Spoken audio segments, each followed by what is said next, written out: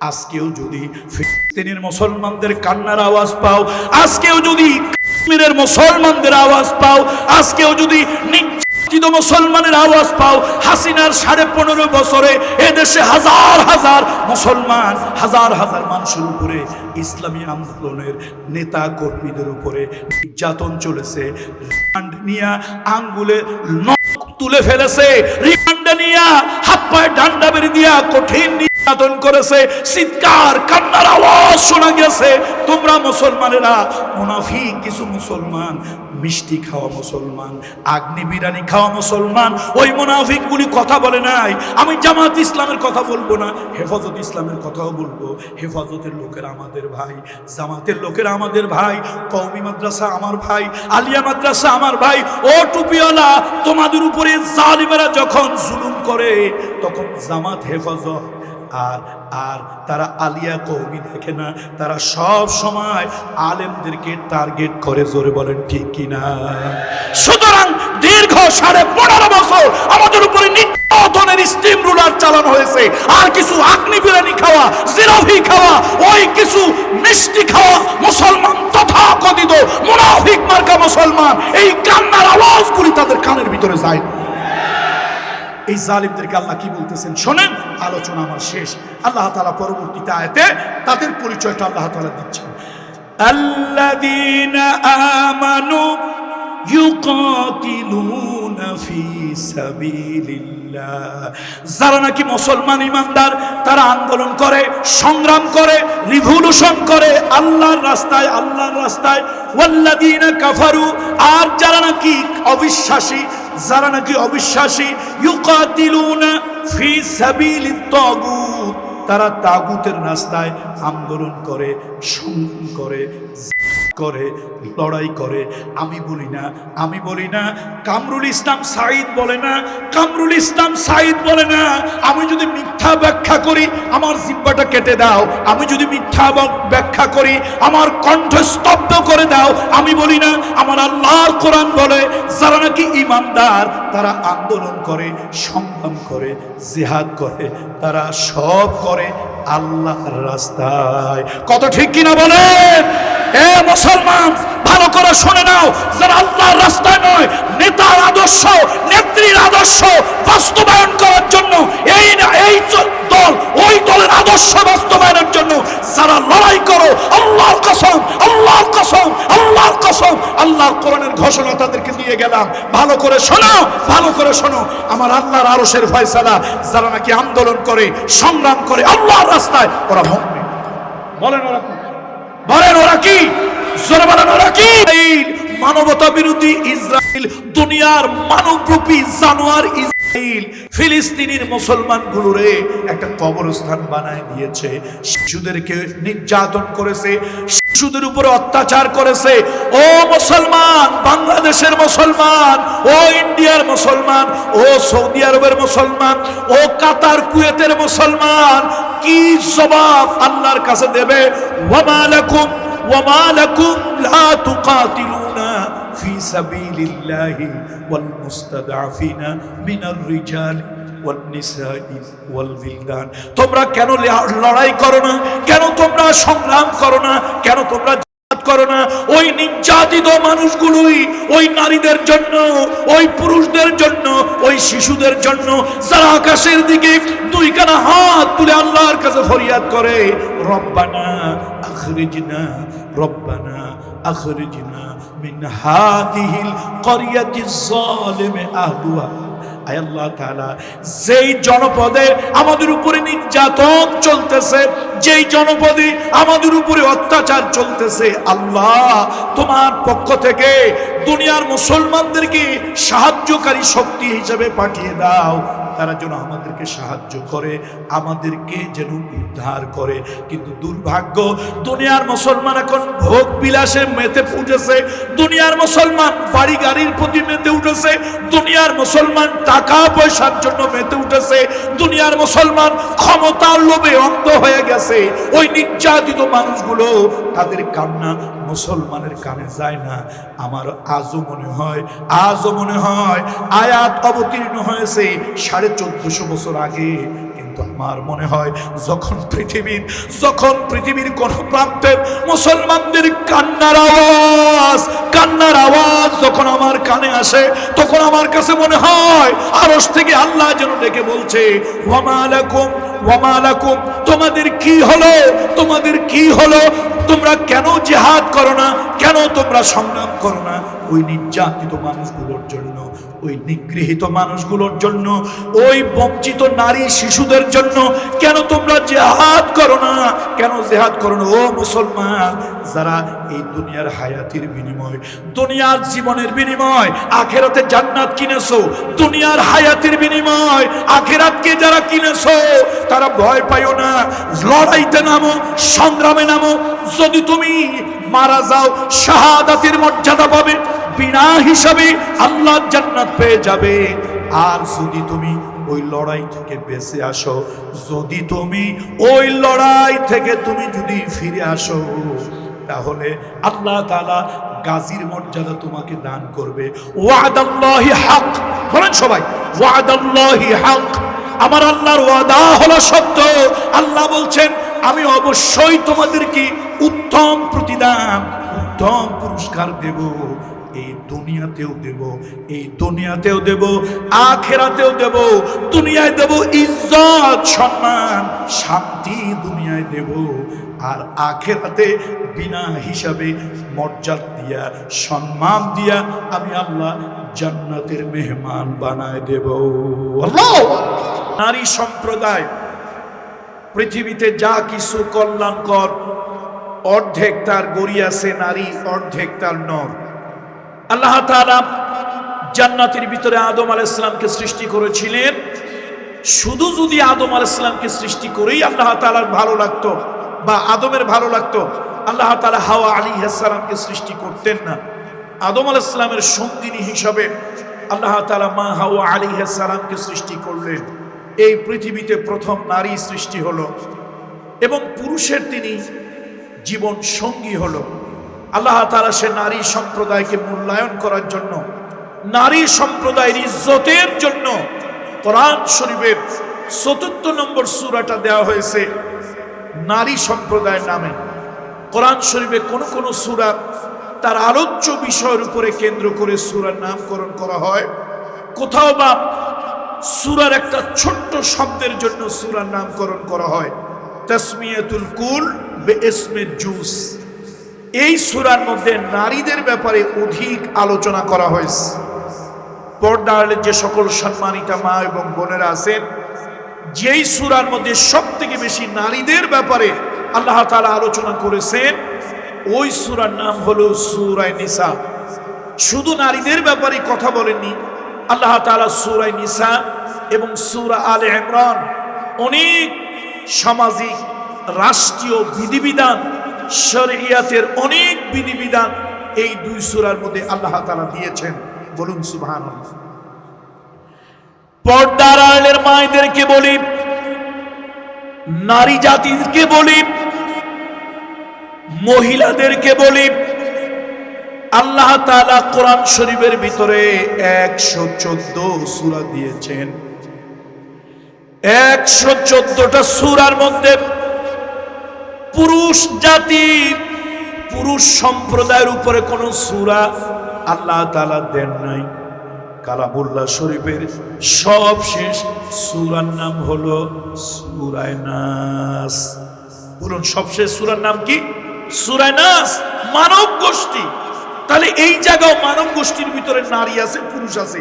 দেখেন, আল্লাহ তাআলা নারীদেরকে ভালোবাসেন, নবী মুহাম্মদ রাসূলুল্লাহ নারীদেরকে ভালোবাসেন, ইসলাম নারীকে সম্মান দিয়েছে। আমার দেশের নারীরা শুধু বামপন্থী আর রামপন্থীদের পিছনে দৌড়ায়, শরীয়তের পিছনে, আলেমদের পিছনে দৌড়ায় না। তারা জানে না কোরআন তাদেরকে কতটা সম্মান দিয়েছে। বলুন আল্লাহ। তাহলে আজকে আমরা যেখান থেকে আলোচনা করব, সেই সূরাটা কোন সূরা?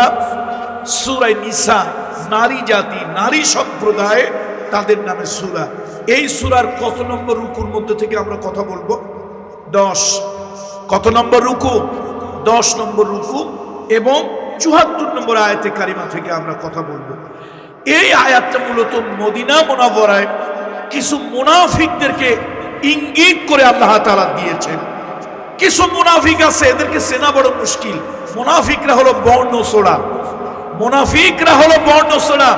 ওদেরকে সিনে বের করা খুব। শরীফের শুরুতে সূরা বাকারায় আল্লাহ তাআলা ঈমানদারের পরিচয় দিয়েছেন 3 আয়াতে, আর মুনাফিকদের পরিচয় দিয়েছেন 13 আয়াতে। আল্লাহু আকবার।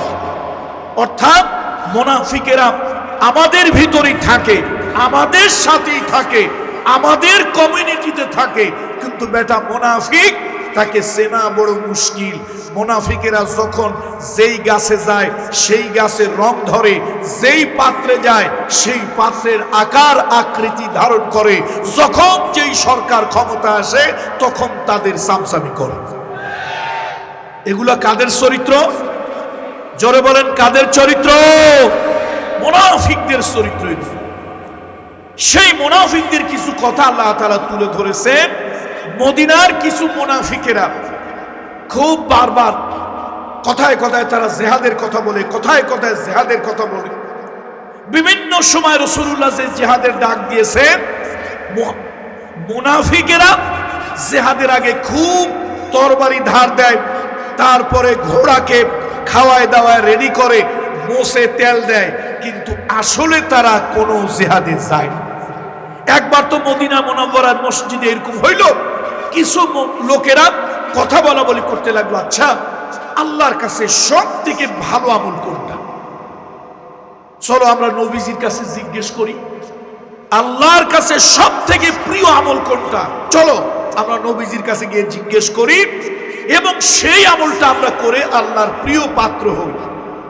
এখন যে যেটা ভালোবাসে, মন্ত্রী, মিনিস্টার, প্রেসিডেন্ট যেটা ভালোবাসে, তার কাছে যদি সেটা হাদিয়া নিয়ে যান, সে খুশি হবে না বেজার হবে? অবশ্যই খুশি হবে। এখন মসজিদে নববীতে কিছু লোক তারা বলা বলি করছে, পরামর্শ করছে কোন জিনিসটা আল্লাহ তাআলা বেশি ভালোবাসেন, চলো আমরা নবীজির কাছে, রাসূলুল্লাহর কাছে জিজ্ঞেস করব এবং সেই আমলটা আমরা করব। আল্লাহ তো জানে এখানে কিছু মুসলমানও আছে, আবার লেবাসধারী, ভেষধারী, পোশাকধারী, নামধারী কিছু মুনাফিকও আছে। আল্লাহ তাআলা আয়াত অবতীর্ণ করলেন, ইন্নাল্লাহা ইউহিব্বুল্লাযীনা ইউকাতিলুনা ফি সাবিলিহি সাফফান কাআন্নাহুম বুনিয়ানুম মারসুস। আল্লাহ তাআলা বলেন, তোমরা জানতে চাও আল্লাহ তাআলা কোন আমল ভালোবাসেন, কোন আমল আল্লাহ তাআলা পছন্দ করে, তোমরা কি জানতে চাও? শুনে নাও, যারা নাকি আল্লাহর রাস্তায়, আল্লাহর পথে, জিহাদের রাস্তায়, জিহাদের পথে যারা সীসা ঢালা প্রাচীরের মতো সঙ্গবদ্ধ হয়ে আল্লাহর দ্বীন প্রতিষ্ঠার জন্য, সত্য প্রতিষ্ঠার জন্য, হক প্রতিষ্ঠার জন্য, বাতিলকে উৎখাত করার জন্য সীসা ঢালা প্রাচীরের মতো সঙ্গবদ্ধ হয়ে, ঐক্যবদ্ধ হয়ে যারা নাকি জিহাদ করে, আন্দোলন করে, সংগ্রাম করে, আল্লাহ তাআলা তাদেরকে ভালোবাসে। আল্লাহু আকবার। ইমানদারেরা ঠিকই জিহাদে গিয়েছে, কিন্তু ওই যে যারা বলেছে ওই মুনাফিকদের অনেকেই কিন্তু জিহাদে যায় নাই। তবুকের যুদ্ধ এই ঘটনা ঘটেছে। তো আজকে যে আয়াতে কারিমা ৭৪ নম্বর আয়াত, এটা কিসের উপরে হলো? মূলত রাসূলুল্লাহ মক্কায় ছিলেন, আল্লাহ নবী মক্কার মধ্যে অনেক নির্যাতিত হচ্ছিলেন। সেই নির্যাতনে টিকতে না পেরে কিছু সাহাবীরা একজন দরদি বাদশাহ, একজন মানবতাবাদী বাদশাহ, আল্লাহ তাকে জান্নাতে উচ্চ মাকাম দান করুন, সেটা হলো বাদশাহ নাজ্জাশী, তার দেশে আবিসিনিয়ায় কিছু মুসলমানেরা হিজরত করেন। প্রায় সব মিলে পড়ে ১০০-র উপরে মুসলমানেরা আবিসিনিয়ায় হিজরত করেন। যারা রয়ে যায় তাদের উপরে চরম নির্যাতন, চরমভাবে অত্যাচার চলে।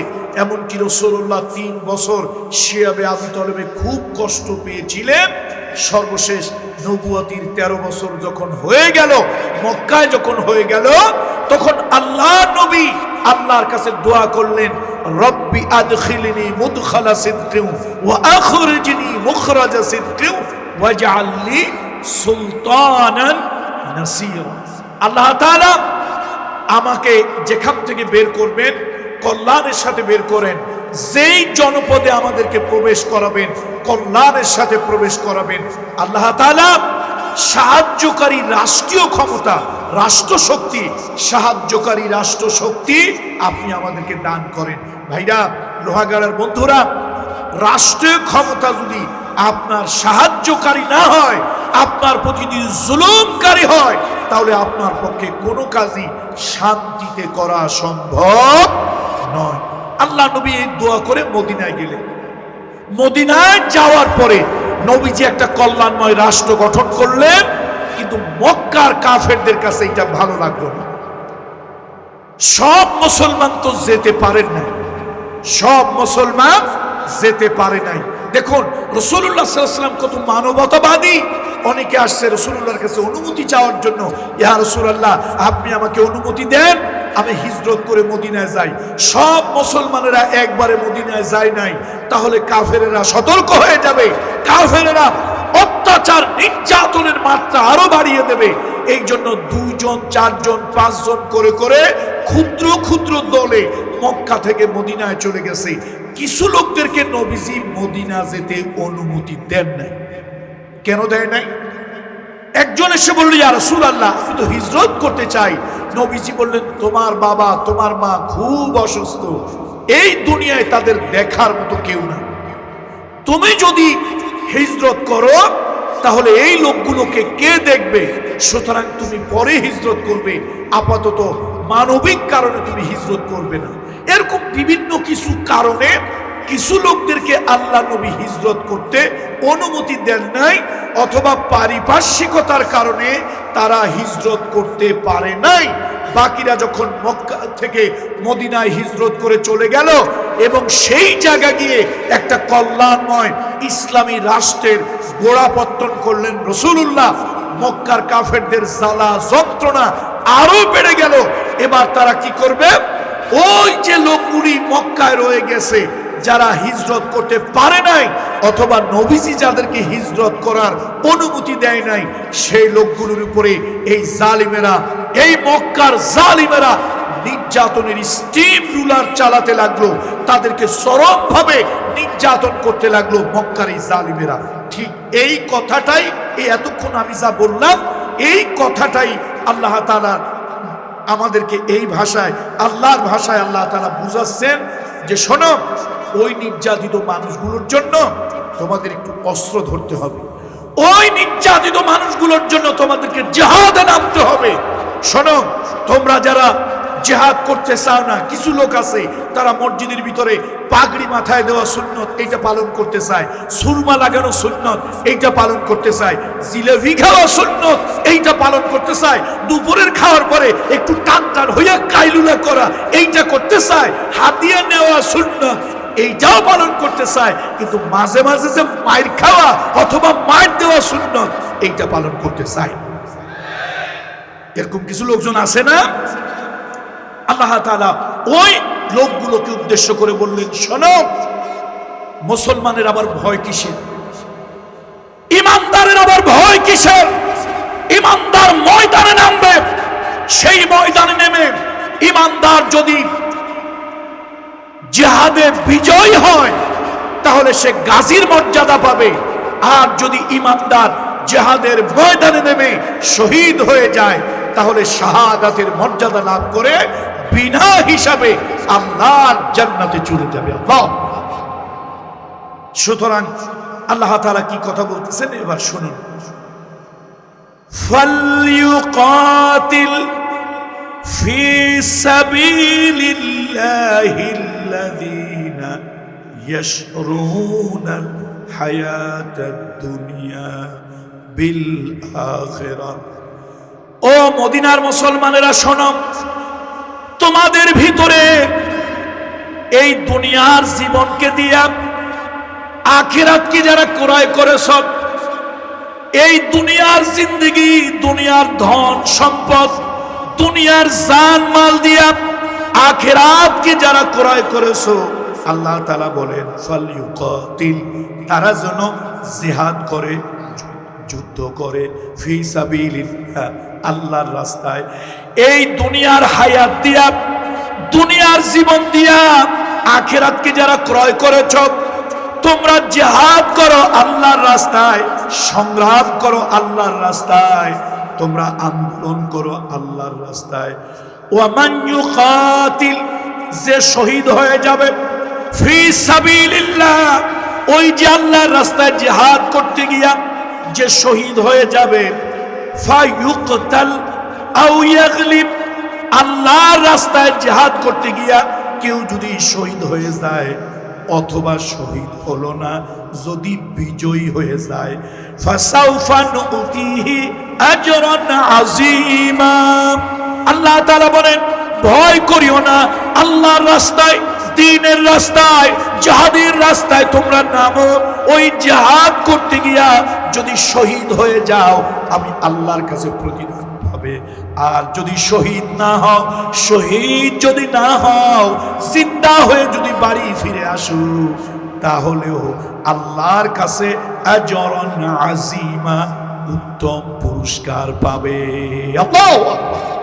তাহলে লোহাগাড়ার ভাইরা, কুটুবিলের ভাইরা, আমার কথা কি আপনারা শুনতে পাচ্ছেন? আল্লাহর রাস্তায় জিহাদ করলেন, জিহাদে নামলেন, আল্লাহর রাস্তায় সংগ্রামে নামলেন, সেই সংগ্রামে নেমে যদি শহীদ হয়ে যান, সেটাতেও আপনার জন্য কল্যাণ। আবার যদি গাজী হয়ে বাড়ি ফিরে আসেন, সেটাতেও আজরান আযীমা, সেটাতেও আল্লাহ তাআলা উত্তম পুরস্কার, উত্তম প্রতিদান দেবে। সুতরাং ভয়ের কোনো কারণ নাই। মরলে শহীদ, বাঁচলে গাজী, আমরা সবাই লড়তে রাজি। স্লোগান কি দেব? একটা স্লোগান কি একটা দেব? আরে এখন তো ভয় নাই, হাউন আঙ্কেলের ভয় কি এখন আছে? তারপরে ওই কি জানো, কোন কাকু জানি বলছিল পালাবো না, পালাবো না, তার ভয় নাই। কোন কাকু জানো? কি কাকু? কাউয়া। কাউয়া বলা দরকার নাই, কাউয়া কাদের, এটা বলা দরকার নাই, কাদেরই বলি, কাউয়া দরকার নাই। এরপরে আরেকজন বলছিল কথায় কথায় খেলা হবে, খেলা হবে। এমন খেলোয়াড় খেলা হওয়ার আগেই মূর্খা পরে পালাই গেছে। সুতরাং কারো ভয় নাই, হাউন আঙ্কেলের কোনো ভয় আসেনি। এখন আমাদের দিলে ভয় আছে আল্লাহ। কার ভয় আছে? আল্লাহর ভয়। পরকালে আল্লাহর কাছে জবাবদিহিতার ভয়, আল্লাহর আদালতে দাঁড়ানোর ভয়, আল্লাহর জাহান্নামের ভয়, আল্লাহর শাস্তির ভয়, আল্লাহর গজবের ভয়। এই ভয় ছাড়া দুনিয়ার জালিম তাগুতের ভয় নাই। এ জালিমেরা ভালো করে শুনে রাখ, আমরা ছিলাম, আমরা আছি, আগামীতেও থাকবো। তোদের মতো জালিমেরা কয়েকদিন শুধু লম্ফঝম্প দিয়েছিস, এখন তোদেরকে বাটি চালান দিয়ে খুঁজে পাওয়া যাচ্ছে না।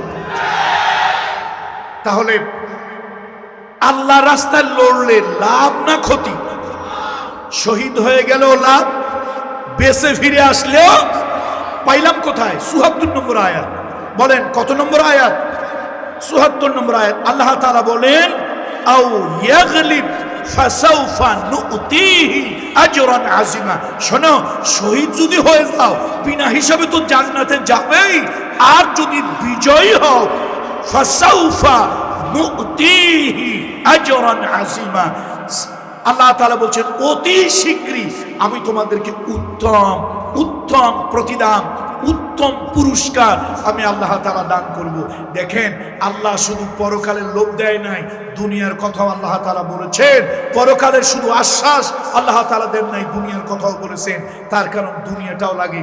এ মুজাহিদেরা, দ্বীনের জন্য, সত্যের জন্য, হকের জন্য, বাতিলের বিরুদ্ধে যদি লড়ো, আখিরাতে তো যা পাবার, যা দেবার আল্লাহ তাআলা দেবেন।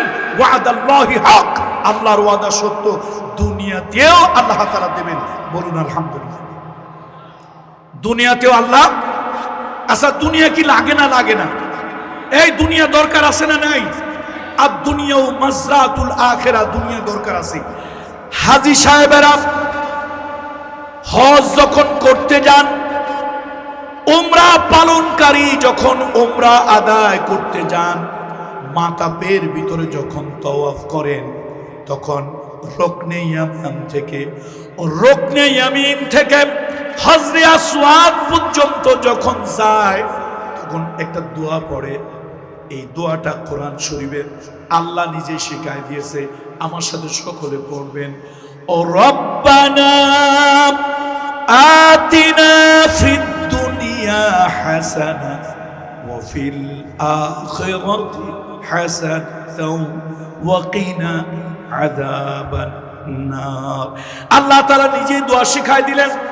এই দুনিয়া যদি দরকার না হতো, দুনিয়া যদি পাওয়া না যেত, দুনিয়ায় পাইলে যদি কোনো লাভ না হইতো, আল্লাহ তাআলা দোয়া শিখাই দিতেন না, বান্দারে আমার কাছে দুনিয়ার শান্তির জন্য দোয়া চাও, দুনিয়ার শান্তির জন্য দোয়া চাও, আখিরাতের শান্তির জন্য দোয়া চাও, আর দোয়া চাও আল্লাহ কবরের আযাব, জাহান্নামের আযাব থেকে আমাদেরকে পরিত্রাণ দান করুন। তাহলে আমি কি আপনাদেরকে কথা বুঝাইতে পারছি? মক্কায় কারা রয়ে গেছে মনে আছে না ভুলে গেছেন? মক্কায় কারা রয়ে গেল? ওই যে না 2-4 জন মুমিন যারা হিজরত করতে পারে নাই। কারো বাবা বুড়া মানুষ, মা বৃদ্ধ মানুষ। নবীজি তো মানবতার বন্ধু, মানবতার নবী। তিনি দেখেন কি মানবিক। ওই বাবা মা কাফের, নবীজি একবারও বলেন নাই সেই বাবা মা মরুক, বাবা মা ঘরে বসে থাকুক, না তুমি হিজরত করো। নবীজি সে কথা বলেন। আল্লাহ নবী কি মানবিক। 2-4 জন করে গোপনে গোপনে আস্তে আস্তে মদিনায় যাচ্ছে। সব যদি একবারে চলে যায়, তাহলে আবু জাহেলের গোষ্ঠী, আবু লাহাবের গোষ্ঠী, উতবা সাহেবার গোষ্ঠী কান খাড়া করবে, চোখ গরম করবে। এই জন্য রাসূলুল্লাহ সাল্লাল্লাহু আলাইহি ওয়াসাল্লাম 36 মাসের উপরে কি নিষ্ঠুর কারাঘর, এটা শেখ হাসিনার আয়না ঘরের মতো ছিল। কঠিন কারাঘরে 36টা মাস রাসূলুল্লাহ কষ্ট করেছেন। এবার 2 জন 4 জন 5 জন করে করে আস্তে আস্তে মদিনায় পাঠায় দিচ্ছেন। কয়েকজন লোককে, কিছু লোককে নবীজি অনুমতি দেন নাই বিভিন্ন কারণে, আর কয়েকজন মুসলমান ঈমান এনেছে কিন্তু মদিনায় হিজরত করে যেতে পারে না। আমি কি কথা বুঝাইতে পারছি না পারি না? সবাই চলে গেছে মদিনায়। এখন মদিনায় কি হয়েছে বলেন তো? একটা ইসলামী দেশ কায়েম হয়েছে। আগে রাসূলুল্লাহ সাল্লাল্লাহু আলাইহি ওয়াসাল্লাম নির্যাতিত হতেন, নিগৃহীত হতেন। এখন আল্লাহর নবী, মদিনার প্রেসিডেন্ট, মদিনার বাদশা, রাসূলুল্লাহ একটা মদিনার সনদ তৈরি করে সেখানে সব ধর্মের লোকদেরকে নিয়ে গোড়াপত্তন করলেন, একটা কল্যাণময় রাষ্ট্রের ভিত্তি স্থাপন করলেন। এবার আস্তে আস্তে আল্লাহ তাআলা জিহাদের আয়াতগুলি দিতে লাগলেন। ওই যে নবীজি গিয়া মদিনায় রাষ্ট্র কায়েম করার কারণে কাফেরদের কিছু কলিজায় জ্বলে। দেখবেন ইসলামী আন্দোলন, ইসলামের লোক, হকের লোক, আলেম ওলামারা, তাদের যদি কিছু ভালো হয়, তাদের যদি কিছু কল্যাণ হয়, কিছু লোকের গায়ে পায়ে জ্বলে। জ্বলে না? কিছু লোকের জ্বলে। এখন এরা যখন মদিনা শরীফে গিয়া একটা কল্যাণময় রাষ্ট্র করেছে, রাসূলুল্লাহ যখন, মুমিনেরা যখন শান্তির বাতাস পেল, এরা এই মক্কার মুসলমানদের উপরে চরমভাবে নির্যাতন, অত্যাচার, জুলুম শুরু করলো। সে কি জুলুম!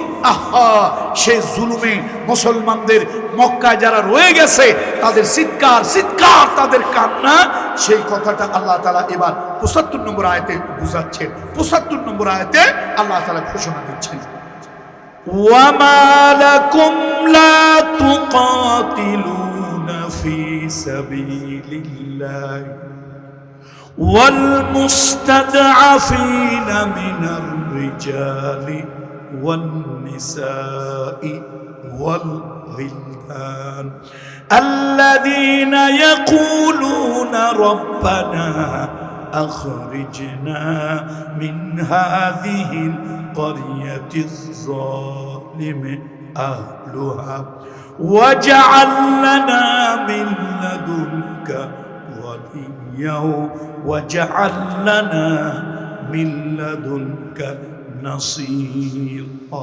আল্লাহ তাআলা বলেন, ওমা লাকুম, তোমাদের কি হলো ও মুসলমানেরা, তোমাদের কি হলো? লা তুকাতিলুনা, কেন তোমরা সংগ্রাম করো না? কেন তোমরা আন্দোলন করো না? কেন তোমরা জিহাদ করো না? ফি সাবিলিল্লাহি, আল্লাহর রাস্তায় কেন জিহাদ করো না, সংগ্রাম করো না, আন্দোলন করো না? আল মুস্তাদাফিনা মিনার রিজালি ওয়ান নিসা, ওই সকল দুর্বল নারী এবং পুরুষ শিশুদের জন্য কেন তোমরা আল্লাহর রাস্তায় জিহাদ করো না, সংগ্রাম করো না?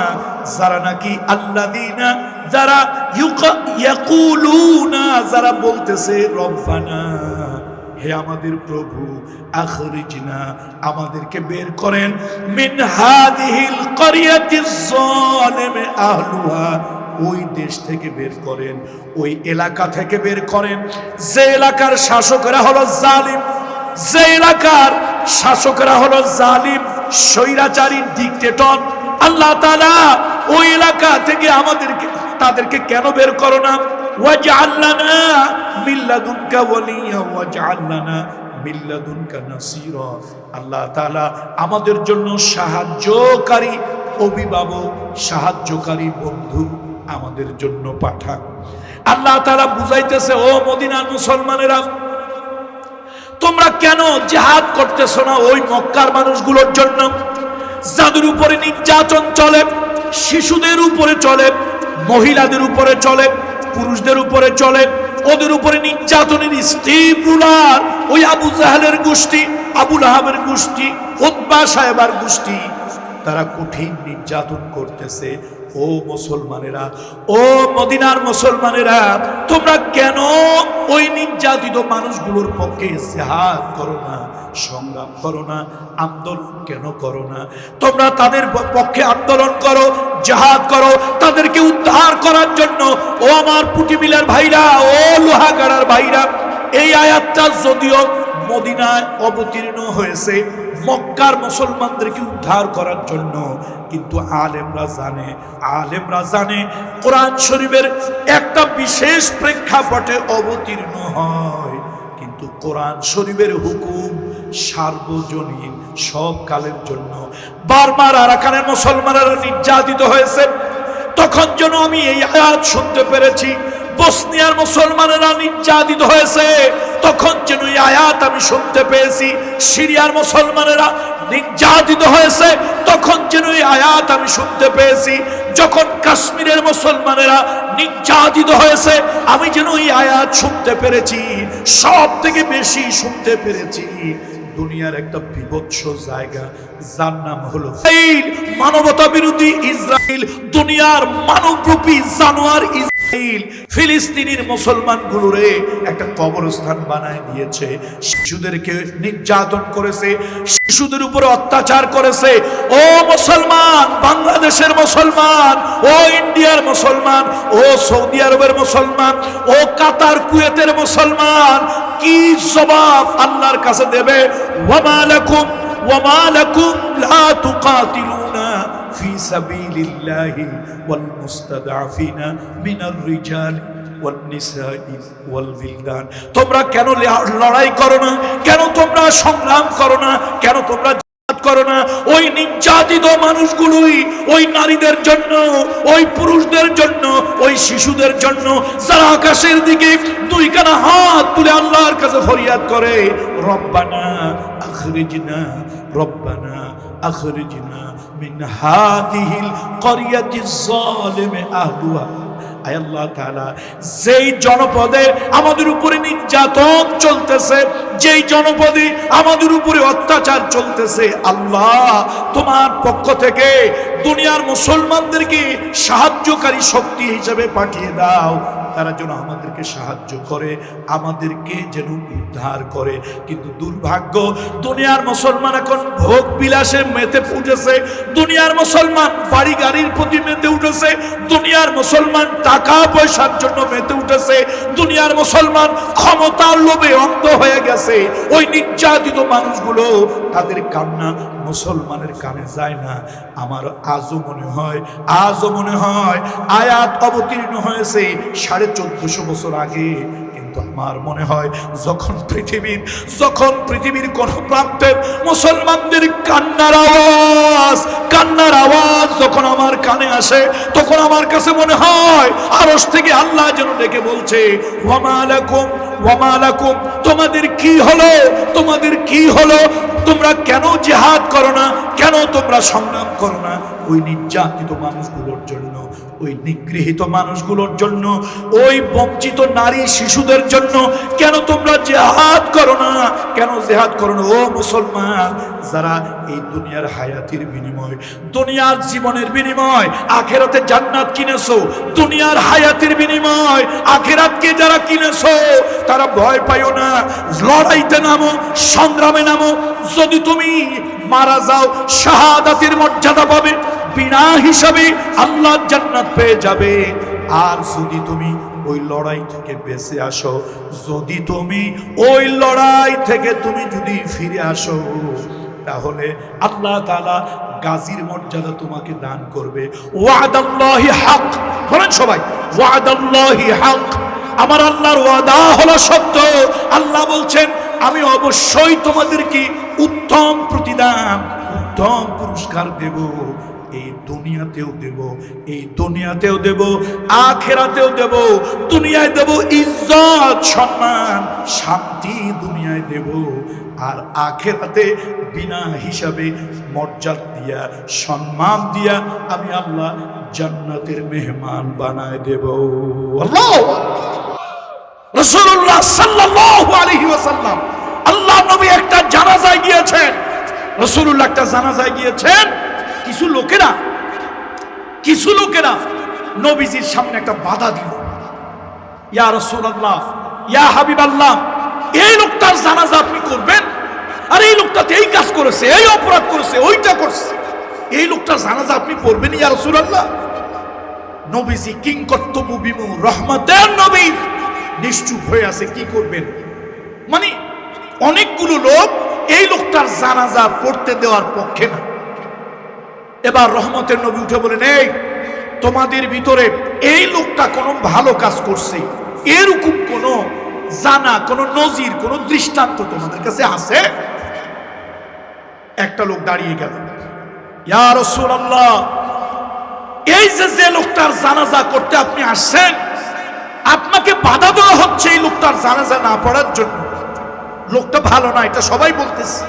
হুজুর, আমি একদিন দেখছি আল্লাহ দ্বীনের মুজাহিদেরা, আল্লাহ দ্বীন কায়েমের মুজাহিদেরা, আল্লাহ দ্বীনের দাওয়াত নিয়ে গিয়েছিল যে মুজাহিদেরা জিহাদের ময়দানে সারা দিন জিহাদ করেছে, রাতের বেলা একটু শান্তিতে ঘুমাবে।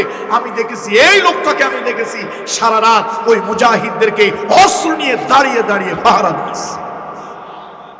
শুনতেছেন আপনারা আমার কথা? লোকটা পাহারা দিচ্ছে। আল্লাহর নবী, রহমতের নবী, মানবতার বন্ধু মুহাম্মদুর রাসূলুল্লাহ ওই লোকটার লাশের কাছে গেলেন।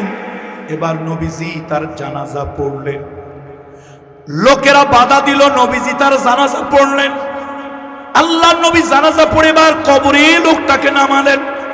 এবার রাসূলুল্লাহ তার বুকের উপরে শাহাদাত আঙ্গুল রেখে রাসূলুল্লাহ বলতেছেন, তোমার সাথীরা ধারণা করে তুমি জাহান্নামী, তোমার সাথীরা ধারণা করে তুমি জাহান্নামী।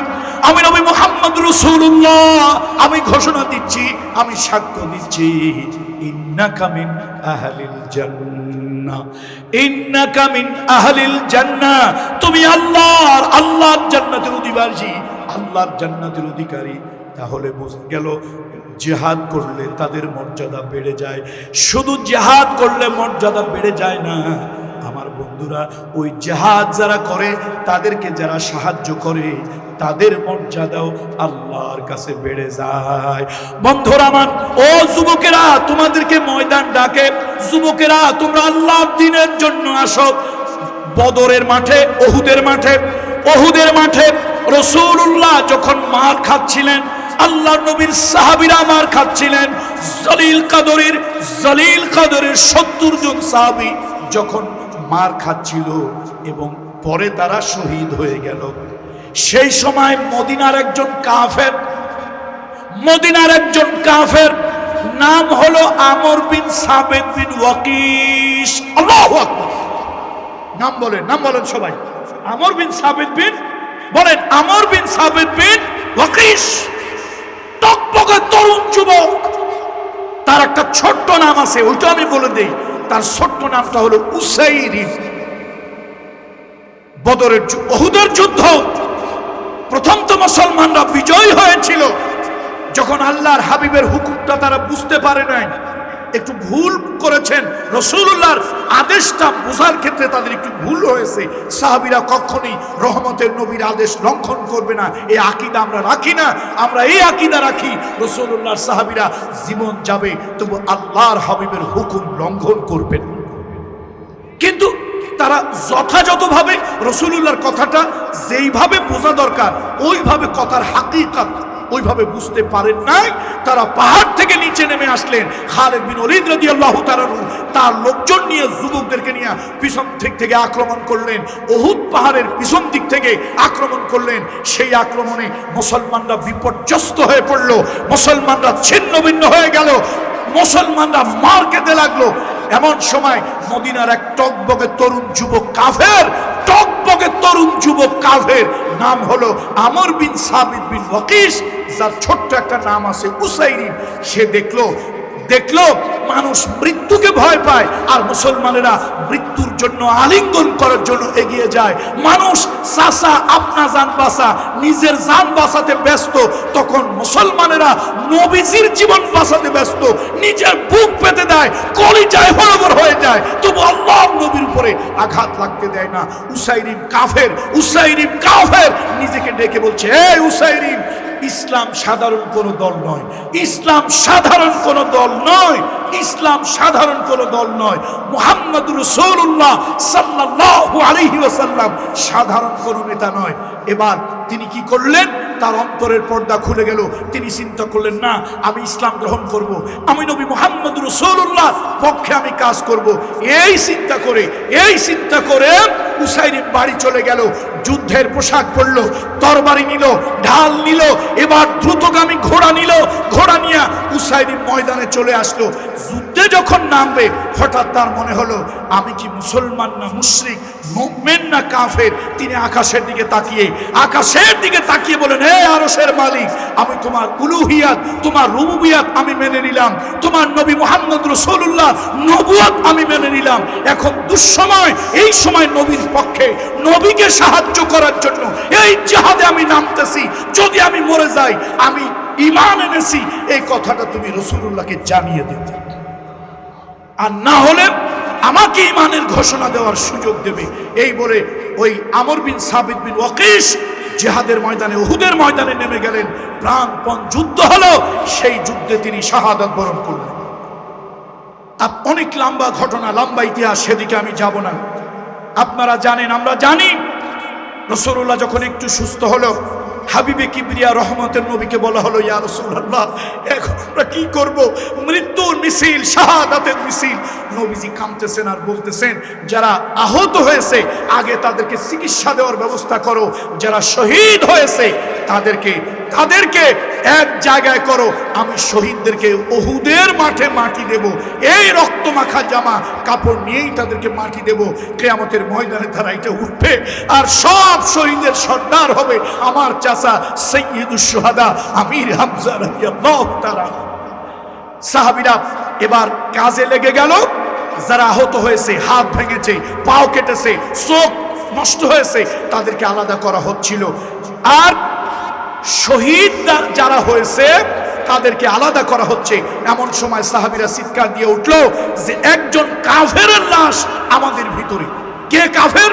কয় যে আমর বিন সাবিত বিন ওয়াকিস, এই যুবক তো কাফের, মুশরিক, তার লাশটা এখানে কেমনে আসলো? এই লাশটা যখন ফেলে দেবে, হঠাৎ দেখতেছে এই আমর বিন সাবিত বিন ওয়াকিসের ঠোঁট দুটা নড়তেছে। যুবক বন্ধুরা ভালো করে শোনো, কিশোর বন্ধুরা ভালো করে শোনো, এই যুবকের, এই কিশোরের ঠোঁটটা ভালো করে নড়তেছে। একজন সাহাবী তার এই মৃতদেহের সামনে এই ঠোঁটের কাছে গেল, কানটা লাগাইলো, ও আমর বিন সাবিত বিন ওয়াকিস, তুমি না কাফের? এখানে কেন এলো? কয় আমি কাফের ছিলাম, তবে রাসূলুল্লাহ এই দুঃসময় দেখে জিহাদের ময়দানে আল্লাহর নবীর সাহায্যের জন্য আমি নেমেছি। শোনো, আনুষ্ঠানিক কালেমা আমি পড়তে পারি নাই, আনুষ্ঠানিক তাওহীদ ঘোষণা আমি দিতে পারি নাই, কিন্তু মনে মনে তাওহীদকে মেনে নিয়েছি, আল্লাহ রাসূলুল্লাহ নবুয়তকে মেনে নিয়েছি। নবীজির দুর্দিনে, রাসূলুল্লাহর দুঃসময়ে, ইসলামের দুঃসময়ে আমি জিহাদের ময়দানে নেমেছিলাম। নবীকে জানাই দিও আমার রূহটা এখন বের হয়ে যাবে, নবীকে জানাই দিও আমি কিন্তু কাফের না। আল্লাহ নবীর কাছে জানানো হলো, উসাইরিম এই কথা বলতে বলতে দুনিয়া থেকে বিদায় হয়ে গেল। রাসূলুল্লাহর কাছে যখন জানানো হলো আল্লাহর নবী দুর্বল, আল্লাহর নবী হাঁটতে পারেন না, আল্লাহর নবী দাঁড়াতে পারেন না, নবীজির প্রচুর রক্তক্ষরণ হয়েছে, আল্লাহর হাবিবে কিবরিয়া বড় দুর্বল, এমত অবস্থায় দুজন সাহাবীর কাঁধের উপরে ভর দিয়া রাসূলুল্লাহ ওই লাশের কাছে গেলেন। আবু হুরায়রা রাদিয়াল্লাহু তাআলা আনহু তিনি থেকে হাদিস বর্ণিত, আবু হুরায়রা রাদিয়াল্লাহু তাআলা আনহু থেকে হাদিস বর্ণিত, রাসূলুল্লাহ লাশের কাছে এলেন। ওই উসাইরিম যুবক মুজাহিদের বুকের উপরে রাসূলুল্লাহ তার শাহাদাত আঙ্গুলিটা রাখলেন, আর নবীজি আকাশের দিকে তাকালেন, আর রাসূলুল্লাহ বললেন, ইন্নাকা মিন আহলিল জান্নাহ, ইন্নাকা মিন আহলিল জান্নাহ, ইন্নাকা মিন আহলিল জান্নাহ। হাকাদা সালাসা মাররাত, নবীজি তিনবার করে শাহাদা প্রকাশ করলেন, তুমি জান্নাতি, তুমি জান্নাতি, তুমি জান্নাতি। সাহাবীদের মধ্যে কান্নার রোল পড়ে গেল, সাহাবীদের ভিতরে কান্নার রোল পড়ে গেল। ও উসাইরিম, এক ওয়াক্ত নামাজ পড়ো নাই, একটা সেজদা আল্লাহকে দেও নাই, একটা সেজদা আল্লাহকে দেও নাই, অথচ রাসূলুল্লাহ তোমার বুকের উপরে শাহাদাত আঙ্গুলি রেখে আল্লাহ নবী বলেছেন তুমি জান্নাতি। ভাইরা আমার আবার ভুল বুঝবেন না, তিনি যেহেতু সকালবেলা ইসলাম গ্রহণ করেছিলেন এই জন্য ফজরের নামাজ তার উপরে ফরজ ছিল না, আবার জোহরের সালাতের আগে তিনি শহীদ হয়ে গেছেন, এই জন্য জোহরের নামাজ তার উপরে ফরজ হয় নাই।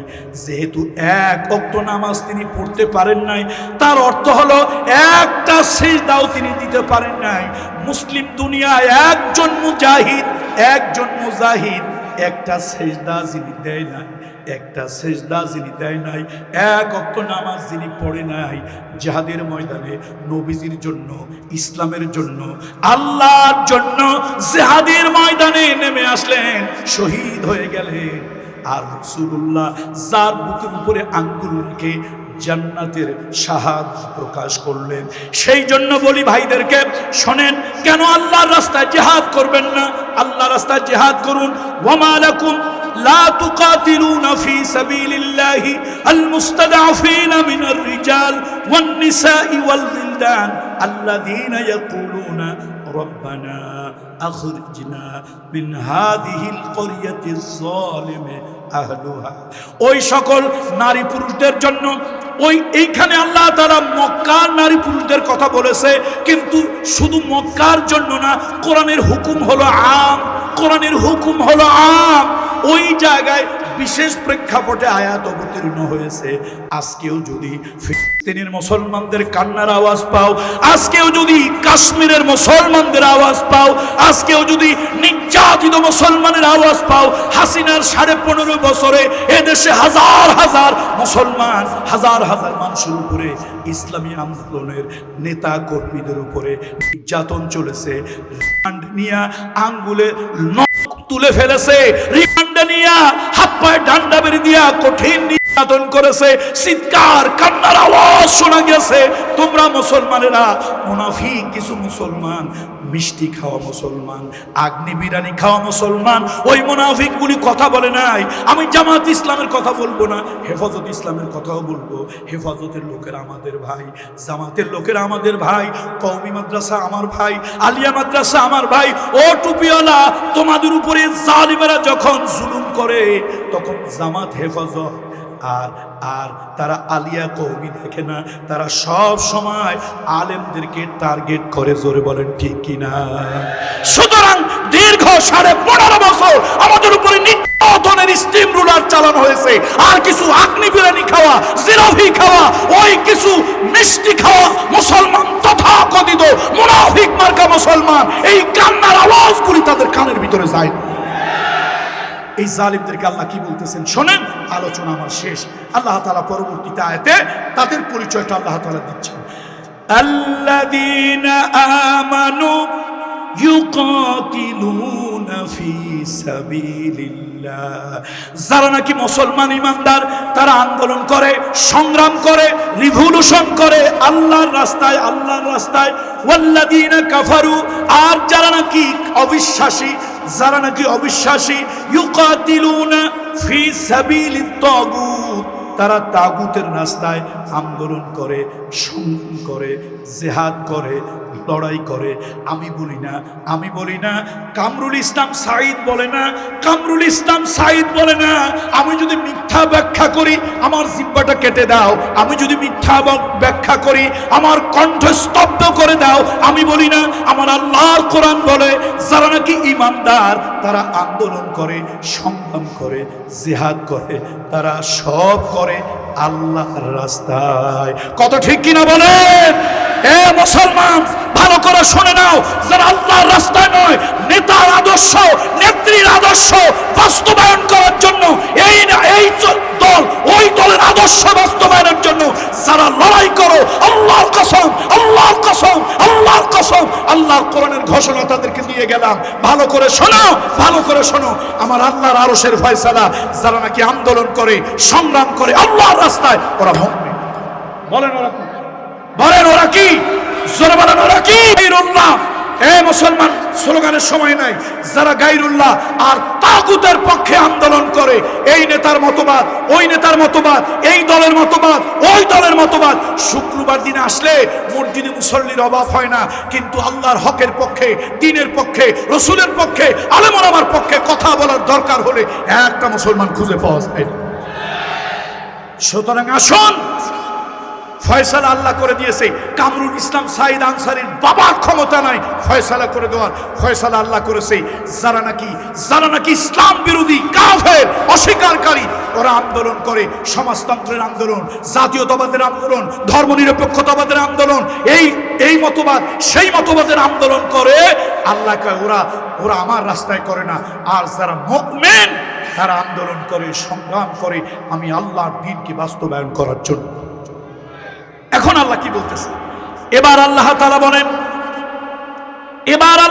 বলেন, ফাকাতিলু আউলিয়া আশ-শাইতান ইন্না কাইদাশ শাইতান কানা যাঈফা। ভয় পাইও না, মোদিদের হাক ডাক যতই হোক, ভয় পাইও না আমার ভাইরা, ওই বাতিল তাগুতের হাক ডাক যতই হোক ভয় পাইও না। নেতানিয়াহুর হাক ডাক যতই হোক ভয় পাইও না। আল্লাহ তাআলা বলেন, শোনো, ভয় পাইও না। কেন ভয় পাবে না? কেন ভয় পাবে না? ইন্না কাইদাশ শাইতানি কানা যাঈফা। এই শয়তানের সেলা চামুন্ডা যারা, এই শয়তানের নেতা যারা, শয়তানের নেত্রী যারা, ওরা আসলে দুর্বল। আল্লাহ কয় খবরদার ওদেরকে ভয় পাইও না। ফাকাতিলু আউলিয়া আশ-শাইতান। এই শয়তানদের নেতাদেরকে সাইজ করো, ওদের বিরুদ্ধে লড়াই করো, ওদের বিরুদ্ধে আন্দোলন করো, ওদের বিরুদ্ধে জিহাদ করো, ওদের বিরুদ্ধে প্রতিবাদ করো, ওদের বিরুদ্ধে প্রতিরোধ করো। ভয় পাইও না, ভয় পাইও না। ইন্না কাইদাশ শাইতানি কানা যাঈফা।